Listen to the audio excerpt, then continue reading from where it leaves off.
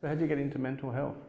I got into mental health. I suffered depression myself. I've always had a very active mind. When I finished up at high school, I went through a really bad period for about 3 years where I was off the rails, didn't know who I was, didn't really know what I wanted and couldn't see a future.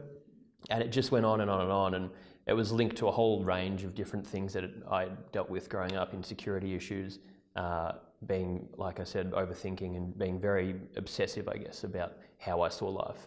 And it was only because I went through that experience, and when I came through the other end, I wound up in the media and had the opportunity to speak about what I had gone through, and that led to me getting asked to talk at different schools and share my story, and I had a really good response. The kids were coming up and saying, thank you so much for sharing that story. That really helped me.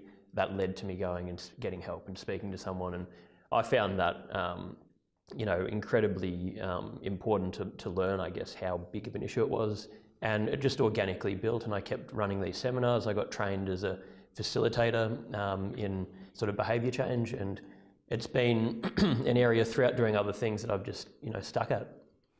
But mental health's always been an issue right through history, but it seems to be accepted much more as being an issue in the broader community. Why is that, do you think?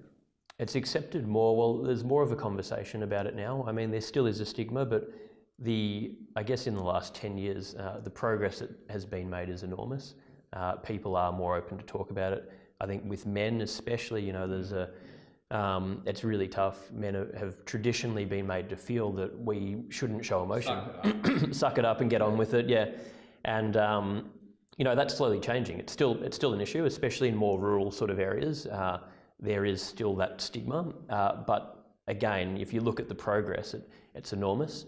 And I really think the next step is more, how can we make practical day-to-day solutions through technology, through different platforms that across the board can give people the tools to actually make daily change. Because it's one thing to have the awareness about it, but then to actually be able to implement that, that's a whole another thing, and that takes behaviour change, that takes habit formation and day-to-day practice. So it's a complicated area. Oh, it is. And I was just going to say, look, when you're now getting a lot more blending of people working from home and working out of an office or coming into an office occasionally, you're getting a bigger blending of all their issues in their life coming into one. So it's harder for people to compartmentalize these days. Yeah, definitely. And I think that's where workplaces have a huge role, and my organisation is doing a lot more work. It's like never thought about this issue until 3 or 4 years ago, but doing a lot more work around trying to help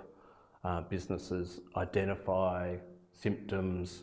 How do they help their workforce to get through the occasional tough time. It's a big issue, and it doesn't last forever, but it's all about giving support and getting others within the workplace to recognise symptoms, but also to provide support without being overly sort of cloying about it. So it's a big issue.